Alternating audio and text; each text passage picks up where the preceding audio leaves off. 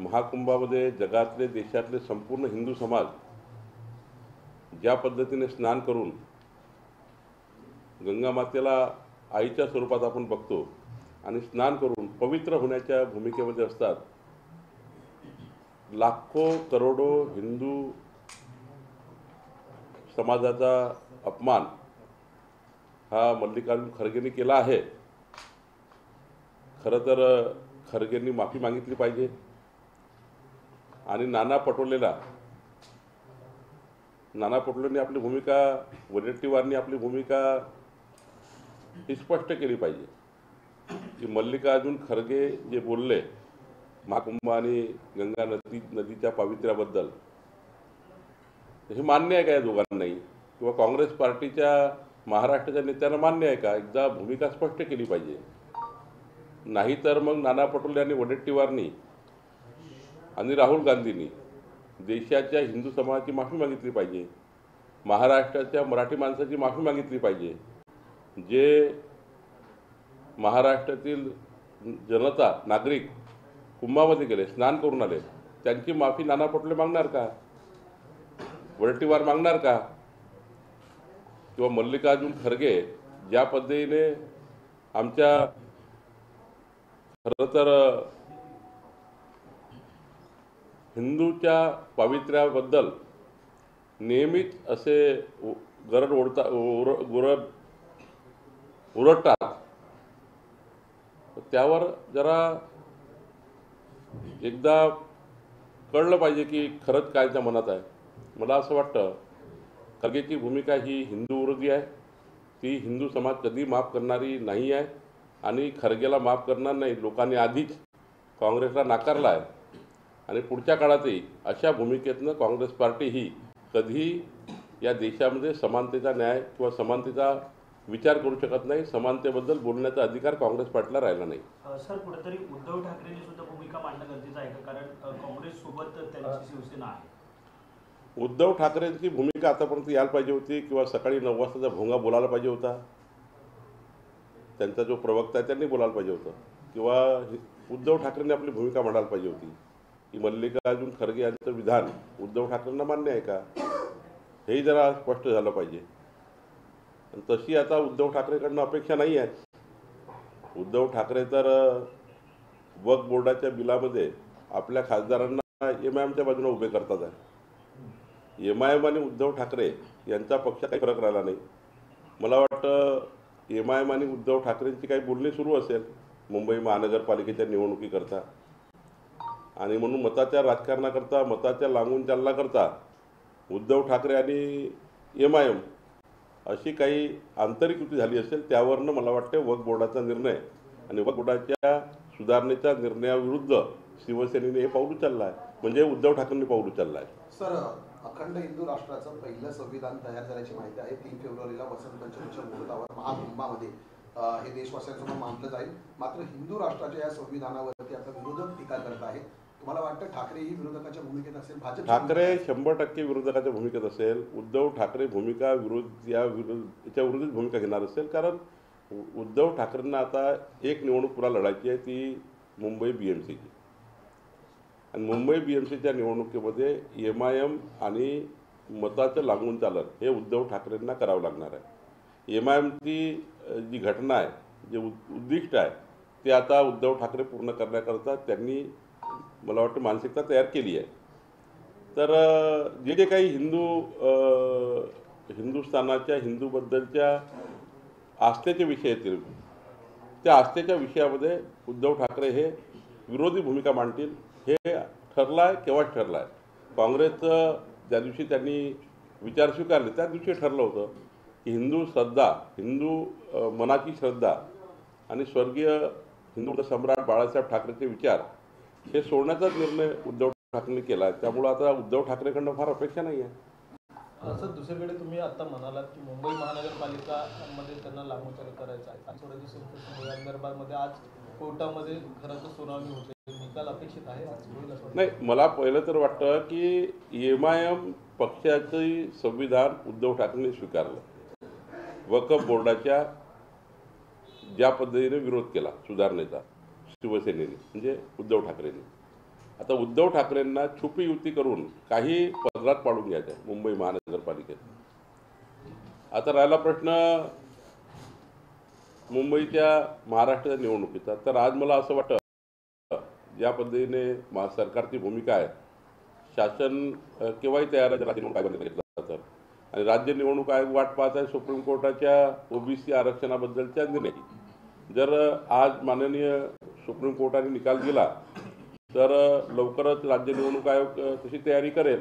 कारण महाराष्ट्र सरकारने जे काही पोलीस बळ आहे किंवा जे काही यंत्रणा असतात ते देण्यासाठी संमती दर्शवली आहे. भाजप तयार आहे का निवडणुकांसाठी? आम्ही तर उद्याही तयार आहे. उद्याही नोटिफिकेशन काढलं राज्य निवडणूक आयोगाने तरी आम्ही तयार आहे. आम्ही 24/7 तयार आहे. 365 दिवसही तयार आहोत. सर, बाबा सिद्दीकी यांच्या हत्ये प्रकरणातलं आरोपपत्र जे आहे ते पोलिसांनी दाखल केलं आहे. जो मारणारा शूटर होता त्याचा असा दावा आहे की दाऊद इब्राहिमशी संबंध असल्यामुळे हा संपूर्ण प्रकार जो आहे तो घडवला गेला. नाही, मला हे सांगता येणार नाही कारण मी पूर्ण तपासून मला बोलावं लागेल. या चार्जशीटमध्ये रोहित कंबोज यांचं देखील नाव आहे, ते घेतलं गेलेलं आहे. कसं बघता याकडे? पोलीस आणि माननीय गृहमंत्री, माननीय मुख्यमंत्री योग्य तपास करतील. काल अंजनी दमानी यांनी असा आरोप केला की धनंजय मुंडेंवर सातत्यानं आरोप होत आहेत, मात्र लाभाच्या पदावर एका कंपनीमध्ये धनंजय मुंडे हे मालकी स्वरूपात आहेत आणि त्यातून त्यांना आर्थिक लाभ झालाय. मंत्री असताना असा कुठलाही लाभ घेता येत नाही. त्यावर आता अजित पवारांनी कारवाई करावी अशी मागणी केली, सरकारकडे पण मागणी केली. अंजनी दमानी यांचे जे काही आरोप आहेत त्यावर अजितदादा, मुख्यमंत्री वगैरे त्यांचे दिलेले कागदपत्र तपासतील. त्यांनी आरोप केला, त्यांनी काही कागदपत्र दिले आहेत, त्यावर तपास करणे अपेक्षित आहे. आणि मला वाटतं अजित पवारजी तसे सक्षम आहेत आपल्या पक्षात निर्णय घेण्याकरता आणि जे काही डॉक्युमेंट त्यांच्याकडे अंजनी दमानी यांनी दिले आहेत ते तपासण्याकरता. संजय राऊत या संदर्भात दावा करतायत की धनंजय मुंडे संदर्भात कुठलाही निर्णय सरकार घेऊ शकत नाही. कोण संजय राऊत? कोण संजय राऊत? संजय राऊतला लोकांनी पाहणंही बंद केलं आणि ऐकणंही बंद केलं. सर, राज्याच्या आर्थिक स्थिती संदर्भात नीती आयोगाने जो अहवाल आणलेला आहे त्याच्यामध्ये महाराष्ट्राच्या 4थ्या क्रमांकावरून 6व्या क्रमांकावर गेल्याची माहिती सुरू आहे. नाही, असं आहे की महाराष्ट्रात ज्या पद्धतीचं इन्फ्रास्ट्रक्चर डेव्हलपमेंट सुरू आहे आणि ज्या पद्धतीचा खेड्यापासून तर शहरापर्यंत विकासाचा जो आलेख सुरू आहे, आपण बघता, तुम्ही मुंबई फिरता, आता मुंबईमध्ये तर तुम्ही बांद्रा सिलिंग पण जातपर्यंत 12 मिनिट लागतात मरीन ड्राईव्हवरनं. ज्या पद्धतीचं देशभर प्रधानमंत्री सडक योजना असेल, मुख्यमंत्री ग्राम सडक योजना असेल, पालकमंत्री पानधन योजना असतील, शेतकऱ्याकरता मोठ्या प्रमाणावर केलेलं काम असेल, ज्या पद्धतीनं आम्ही महाराष्ट्र विकासाकडे नेतो त्या पद्धतीनं नीती आयोगामध्ये काही बाबी आल्या आहेत. पण मला तर या ठिकाणी सांगायचं आहे, केरळचं काय, पश्चिम बंगालचं काय परिस्थिती आहे, कर्नाटकची काय परिस्थिती आहे, नीती आयोगाच्या या अहवालामध्ये अत्यंत वाईट परिस्थिती आहे. डेव्हलपमेंट शून्य आहे कर्नाटकमध्ये, डेव्हलपमेंट शून्य आहे केरळमध्ये, पश्चिम बंगालमध्ये तुम्ही बघितलं असाल त्या नीती आयोगाच्या रिपोर्टमध्ये काय म्हटलं आहे. त्यामुळे झिरो डेव्हलपमेंट आता अशी परिस्थिती आहे. महाराष्ट्र तर 1 लाख पटीने पुढे आहे या डेव्हलपमेंटमध्ये. याला जोडून एक प्रश्न आहे, महसूल वाढवण्यासाठी रेडी रेकनरच्या दरात काही 10% वाढ करण्याचा निर्णय होणार आहे का? प्रस्ताव आहे रेडी रेकनरच्या दरात वाढ करण्याचा, शासन योग्य निर्णय करेल. पालकमंत्री संदर्भात मोठ्या प्रमाणात वाद अजूनही दिसत आहेत. कुठेतरी धमक्यांचे सत्र हे शिवसेना नेत्यांकडनं होताना दिसत आहे. भरत गोगावले कुठेतरी दिवसताना दिसत आहेत. महेंद्र दळवींकडनं देखील तशा प्रकारचे महायुतीमध्ये अपेक्षित आहे एखाद्या आमदारांना किंवा त्यांच्या पक्षाला एखादी बाजू मांडताना ती बाजू आपापल्या पक्षनेत्याकडे, आपल्याकडे अध्यक्षाकडे मांडली पाहिजे. भाजपच्या आमदाराला एखाद्या वेळी वाटलं की बाबा हे निर्णय चूक होतो आहे, भाजपच्या आमदारांनी माझ्याशी किंवा देवेंद्रजीशी बोललं पाहिजे.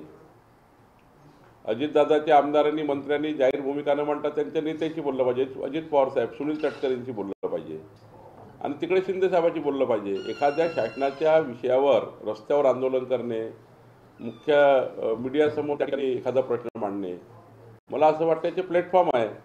प्रत्येक पक्षाने आपापले प्लॅटफॉर्म जपले पाहिजे, ते राखले पाहिजे, त्या प्लॅटफॉर्मवर बोललं पाहिजे, जेणेकरून योग्य निर्णय होतील. आणि निर्णय महायुतीचे आहेत, तीनही पक्षाला सोबत घेऊन करायचे आहे. त्यामुळे मला असं वाटतं की अशा निर्णयामध्ये रस्त्यावर निर्णय न होता प्लॅटफॉर्मवर झाले पाहिजे, एवढंच मला वाटतं. काल प्रदेश भाजपच्या कोर कमिटीची बैठक झाली, एकंदर काय चर्चा होती? पुढच्या महिन्यातल्या काही संघटनात्मक नियुक्तीच्या दृष्टीने काही चर्चा झाली का? संपूर्ण संघटन पर्वाची निवडणुकीत चर्चा झाली. 15 फरवरीपर्यंत आम्ही आता 1.5 कोटी सदस्य संख्येचं टार्गेट पूर्ण करण्याचा विचार आम्ही करतो आहे. 3-4 टप्प्यामध्ये आम्ही काही योजनाही आखतो आहे. काही आम्ही त्या ठिकाणी घर चलो अभियानासारखे प्लॅनही करतो आहे. 5 तारखेपासून या राज्यामध्ये सक्रिय सदस्यता सुरू होते आहे. 5 फरवरी ते 20 फरवरीपर्यंत प्रत्येक बूथवर 5 प्रमुख पदाधिकाऱ्यांना सक्रिय सदस्यता आम्ही देणार आहोत. त्यानंतर लगेचच बूथ अध्यक्षाच्या निवडी आहे, लगेचच मंडळाच्या तालुका अध्यक्षाच्या निवडी आहे, लगेचच जिल्ह्याच्या अध्यक्षाच्या निवडी होतील आणि मग केंद्रातनं ऑब्झर्वर येईल आणि केंद्रातले ऑब्झर्वर आमच्या महाराष्ट्राच्या प्रदेश अध्यक्षाची निवड करेल. ही सर्व प्रक्रिया सुरू आहे आणि या प्रक्रियेमध्ये की काल बैठक होती, त्याचे आम्ही टाइम टेबल ठरवलेलं आहे, त्यावर ही बैठक झाली. खरं तर प्राथमिक सदस्यता अभियान आज 75 लक्षावर पोहोचलेलं आहे. 1.5 कोटी टार्गेट आहे, तर 75 लक्ष ऑलरेडी आमची प्राथमिक सदस्यता झाली आहे. आता 15 फरवरीपर्यंत आम्ही 1.5 कोटी पूर्ण करू आणि मग निवडीला समोर जाऊ. आमच्या निवडी होतील त्या समोर जाऊ. सर, राज्यातील मोठ्या जिल्ह्यांमध्ये 2 अतिरिक्त जिल्हाधिकारी नेमण्याची हालचालींना वेग आल्याची माहिती समजते. काय नेमका महसूल 100 दिवस कार्यक्रमामध्ये आम्ही घेतो आहे. ज्या ठिकाणी मोठे जिल्हे आहेत, प्रामुख्याने 8 मोठे जिल्हे आहेत आणि काही तालुके फार मोठे आहेत, तर काय कुठलं विभाजन न करता, जिल्ह्याचं विभाजन तालुक्याचं विभाजन न करता तालुक्याच्या स्थळावर अप्पर तहसीलदार अशी एक आस्थापना तयार करायची आणि जिल्हा स्तरावर अतिरिक्त जिल्हाधिकारी अशी एक आस्थापना तयार करायची.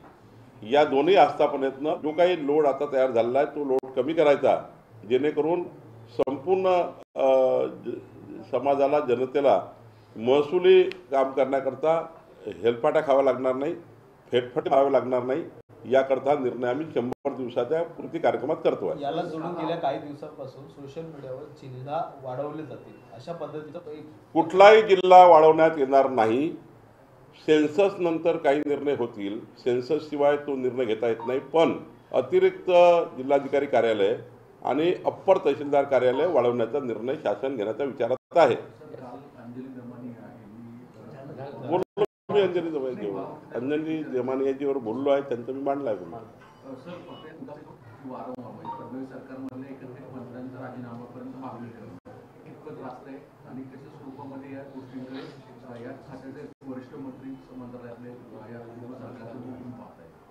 नाही, मला त्याच्याबद्दल मी सांगितलं की अजित पवार सक्षम आहे, ते कुठल्या कागदपत्रावर चौकशी करतील, माननीय मुख्यमंत्र्यांशी बोलतील. माझं याच्यात काही मला माहिती चर्चा झाली नाही आहे, त्यामुळे याबद्दल बोलणं काही योग्य नाही.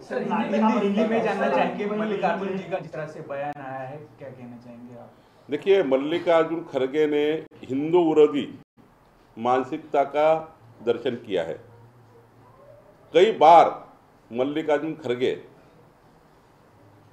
हिंदू विरोधी बयान दे चुके हैं. गंगा माता हमारे लिए पवित्र माता है, उनके बारे में उन्होंने टिप्पणी की.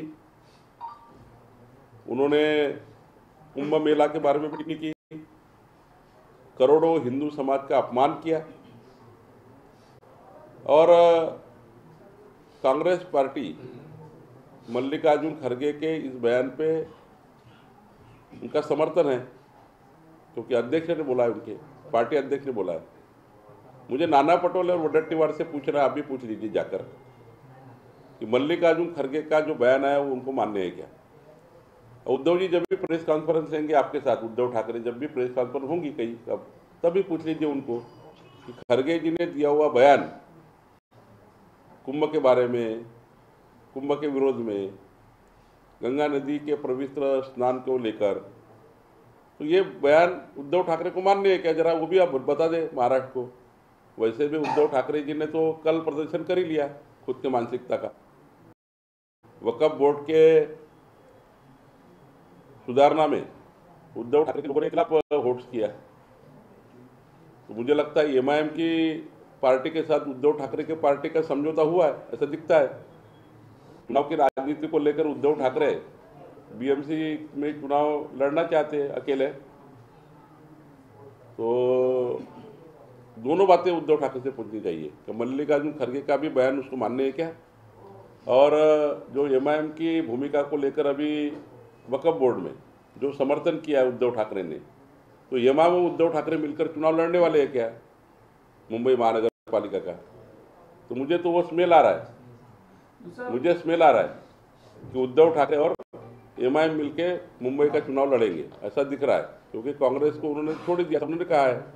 तो मुझे लगता है कि ये जो वक्फ बोर्ड के बारे में जिस प्रकार से केंद्र सरकार ने निर्णय लिया है, वो निर्णय पूरे देश के सभी समानता का निर्णय है, और उसमें हिंदू विरोधी बात, क्योंकि उनको एक वोट चाहिए, एक विशिष्ट समाज के वोट चाहिए उद्धव ठाकरे जी को, इसलिए उन्होंने फिर एक बार ऐसी कृति की है। और हिंदू हृदय सम्राट बाला साहेब ठाकरे जी अब होते हिंदू हृदय सम्राट बाला साहेब ठाकरे जी अभी जीवित होते ना, तो ये जिन्होंने वक्फ बोर्ड के खिलाफ वोट दिया है, पार्टी से निकाल देते, उनको पार्टी से निकाल देते। ये ऐसे बयान और ऐसे कृति ये ओरिजिनल शिवसेना की नहीं है, ये डुप्लीकेट शिवसेना की है। दूसरा हम देख रहे हैं कि खासकर महाराष्ट्र में एक बहुत चिंता का विषय बना हुआ है गुइलेन बेरे सिंड्रोम, जिसे जीबीएस कहते हैं। जीबीएस ये जो रोग है पुणे हो और सोलापुर जैसे जिलों में फैल रहा है, तेजी से फैल रहा है, प्राणघातक भी है। आज मंत्रिमंडल में आप किस तरीके से सरकार, मुझे लगता है आज मंत्रिमंडल में इसका विषय की चर्चा होगी, मंत्रिमंडल के बैठक के बाद इस बारे में बात करेंगे। इसके अलावा ये कि आर्थिक स्थिति अगर हम देखें महाराष्ट्र की, अगर नीति आयोग ये कहता है कि अब चौथे नंबर से अब 6वें नंबर पे आ गए, तो ऐसे में जितनी योजनाएं आप ला रहे हैं, खासकर लाडली बहन योजना को आपको पैसे बढ़ा के देने, किसानों को पैसे देने, आप किस तरह से मैनेज करेंगे रेवेन्यू? देखिए, महाराष्ट्र स्टेट प्रगति वाला स्टेट है। महाराष्ट्र में जिस प्रकार से डेवलपमेंट चालू है मुंबई से लेके गढ़चिरौली तक, और जिस प्रकार से इन्वेस्टमेंट महाराष्ट्र में आ रहा है, जिस प्रकार पे डावोस में करार हुए 17.75 लाख करोड़, इतना बड़ा इन्वेस्टमेंट है, ऐसा ही नहीं आया है, ये महाराष्ट्र को समृद्धि की तरफ लेके जाने वाला इन्वेस्टमेंट है। तो मुझे लगता है कि महाराष्ट्र में इंफ्रास्ट्रक्चर को डेवलपमेंट को लेकर जिस प्रकार से गांव गली चौक से लेके ग्रामीण अंचलों से लेके शहर तक जिस प्रकार से डेवलपमेंट चल रहा है, उससे तो मुझे चिंता है कि केरल की, अब हम भी केरल की चिंता करें, पश्चिम बंगाल की देखिए कुछ भी जीरो डेवलपमेंट है, तो भी पीछे ही गया पूरा, केरल भी पीछे चले गया, कर्नाटक तो बिल्कुल उसका भी कोई हाल हवाला नहीं है। कांग्रेस पार्टी की ज़्यादा सरकार है कि वो, और जहाँ बीजेपी के खिलाफ की सरकार है वहाँ भी बहुत टिप्पणियाँ हैं। महाराष्ट्र की सरकार जिस प्रकार से डेवलपमेंट कर रही है उस प्रकार से आगे जाने के लिए तैयार हो गई है, और देवेंद्र फडणवीस जी के नेतृत्व में महाराष्ट्र की सरकार, हमारी सरकार, ये आगे जाएगी और नंबर 1 महाराष्ट्र देश में होगा, ऐसा मुझे लगता है। रवी राणा जे आपले सहयोगी आमदार आहेत, त्यांचं एक विधान आहे की फडणवीस आणि ठाकरेची एकत्रित छुपी युती झालेली आहे आणि आता ठाकरे नाही, मला याबद्दल काही माहिती नाही.